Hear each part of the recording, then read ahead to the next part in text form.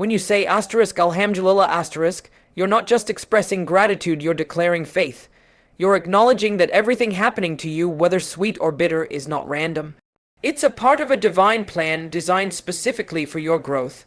But the truth is, most people only say Alhamdulillah when things go their way. When life feels good, when doors open easily, when the results match their expectations, that's when gratitude comes effortlessly. Yet the real test begins when life doesn't follow your script, when your prayers seem unanswered, when effort feels unnoticed, and when exhaustion quietly creeps into your heart. It's in those moments that Alhamdulillah truly matters, because gratitude in comfort is easy, gratitude in struggle is strength. And that strength transforms everything. When you whisper Alhamdulillah through your pain, you're not denying your hardship, you're surrendering your control. You're saying, I trust that this pain has a purpose, and this difficulty carries wisdom I might not see yet. That one word becomes an anchor in the middle of chaos.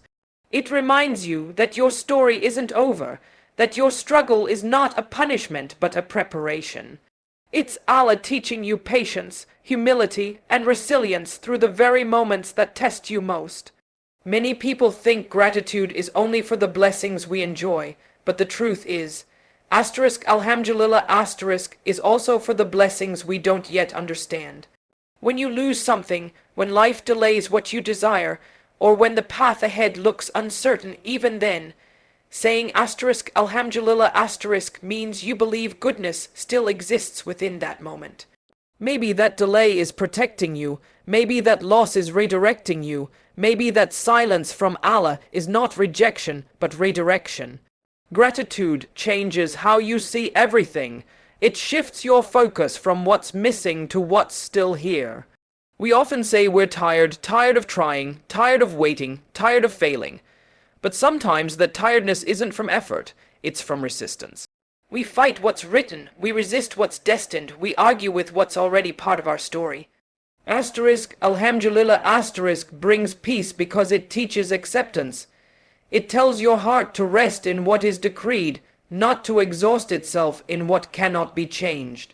When you truly live with that awareness, you find calm even when the situation doesn't change, because your perspective has.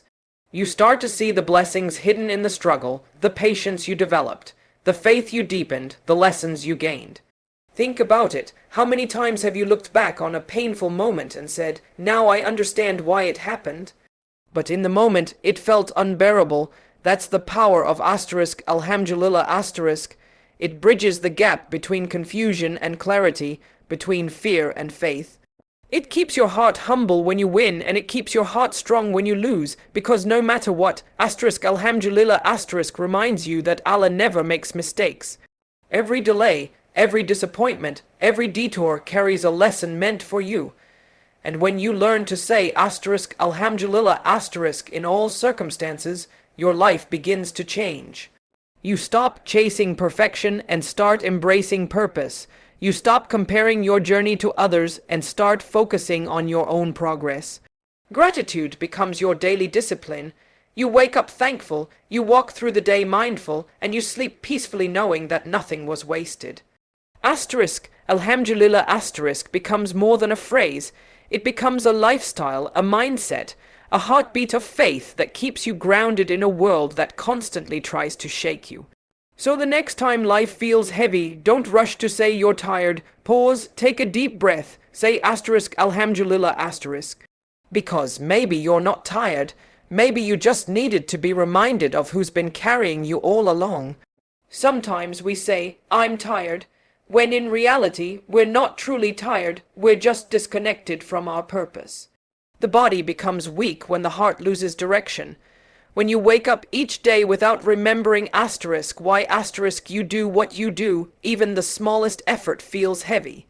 But when your purpose is clear, when your heart is attached to something greater than this world, fatigue turns into fuel. You begin to see that tiredness is not always physical, it's often spiritual. You can rest your body and still feel drained if your soul is empty.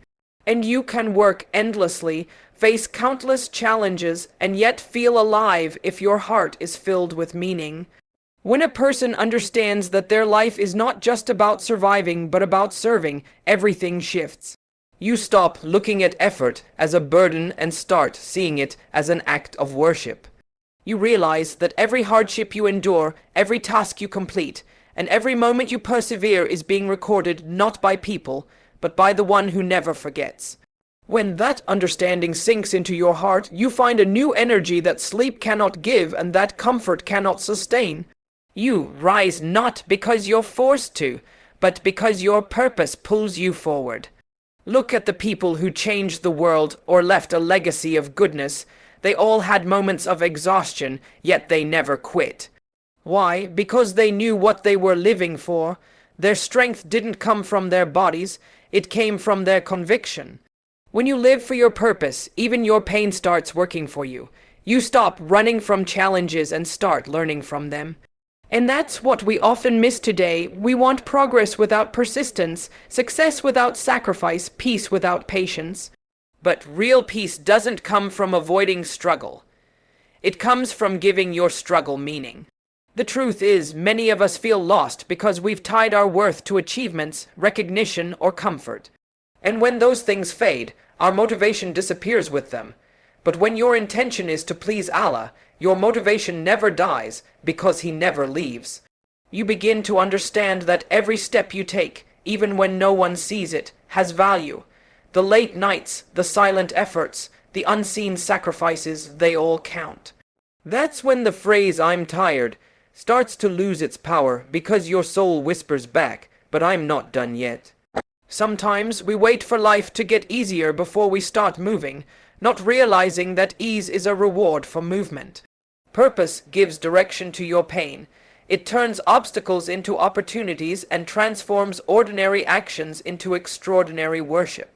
When you know why you're here, every breath becomes meaningful, and every setback becomes a reminder, not a reason to quit.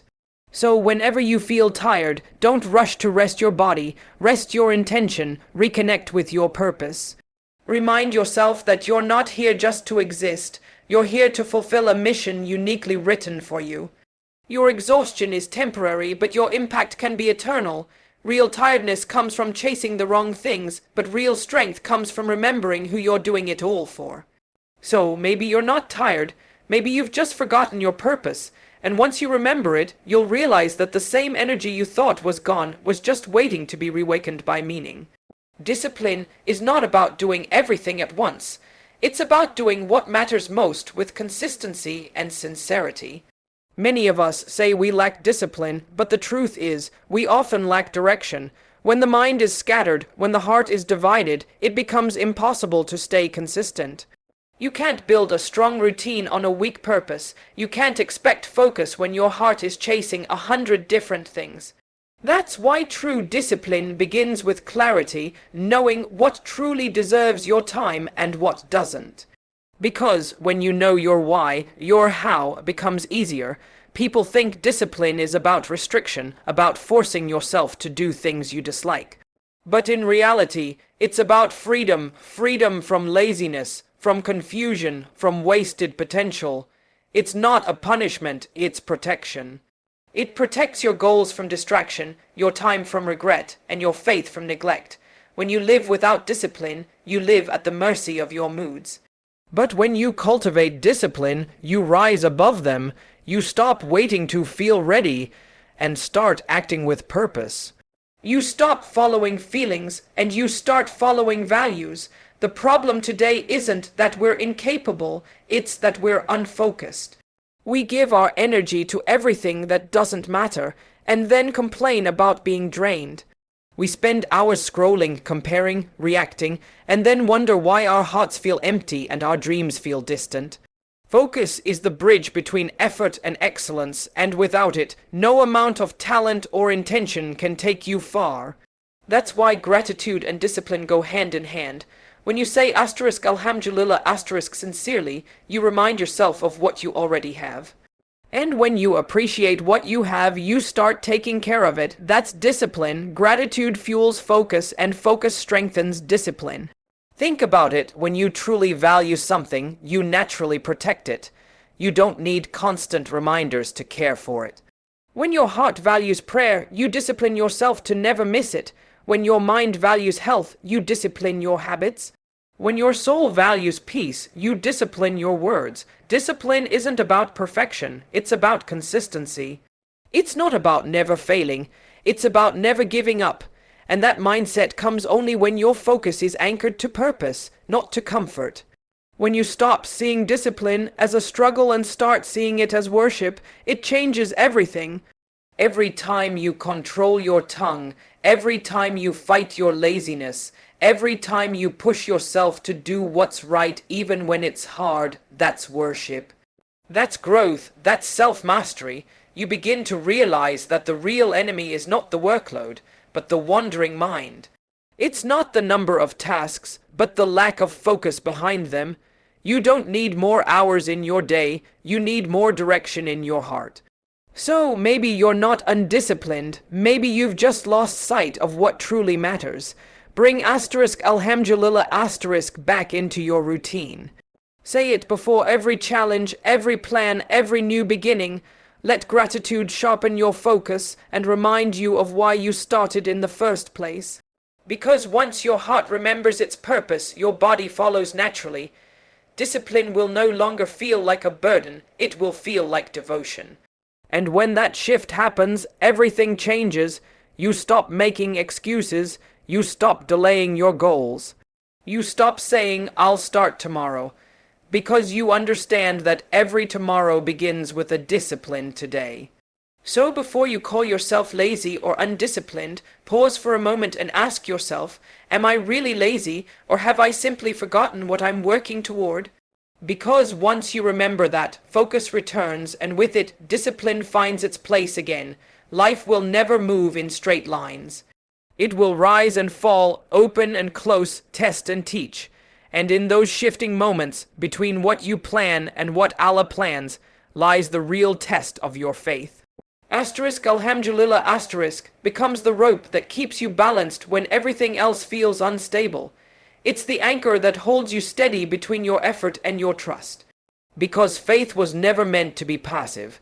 You're not meant to sit back and expect ease. You're meant to work hard, strive sincerely, and still say Alhamdulillah no matter the outcome. That's the balance between faith and effort, doing your best, then surrendering the rest. Sometimes people misunderstand this balance. They think saying Alhamdulillah means letting go of action, or being disciplined means relying only on oneself. But in truth, both are deeply connected. You cannot claim to trust Allah and then do nothing, just as you cannot work tirelessly and forget the one who gives strength to your work. True peace lies in walking between the two, tying your camel, as the Prophet taught, and then trusting that what's written for you will reach you, even if the road feels long.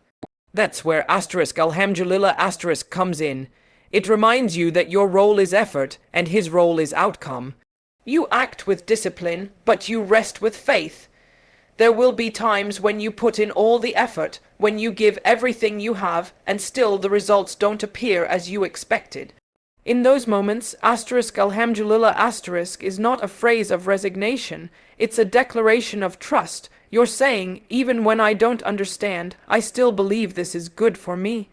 That kind of faith softens the hardest disappointments.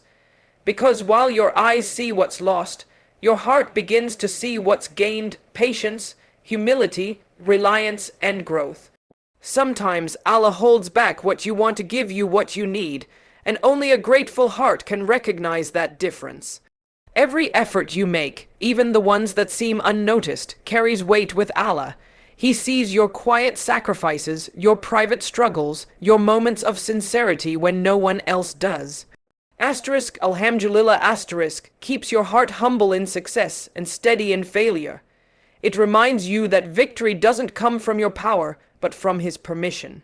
When you truly understand this, discipline no longer feels exhausting, and faith no longer feels distant. You begin to live with ease in your effort and contentment in your waiting. We often think peace will come when things finally go our way, but peace comes when you finally align your heart with Allah's way. That's the essence of Alhamdulillah not celebrating only the good, but trusting that even the difficult has hidden goodness. Every delay, every rejection, every unexpected turn is still part of a divine timeline written for your benefit. The disciplined heart continues to move forward, and the faithful heart continues to trust. Together, they create a balance that nothing in this world can shake. So whenever you feel that tension between trying and trusting, remember that Alhamdulillah bridges the gap. Say it when you're winning and when you're waiting, when you're certain and when you're confused. Say it when you're strong and even more when you're struggling. Because with those words, you remind your soul that effort without faith is arrogance, and faith without effort is emptiness. The two must walk together, and when they do, you'll find a peace that isn't tied to success or comfort, but to surrender, the kind of peace that whispers, no matter what happens, Alhamdulillah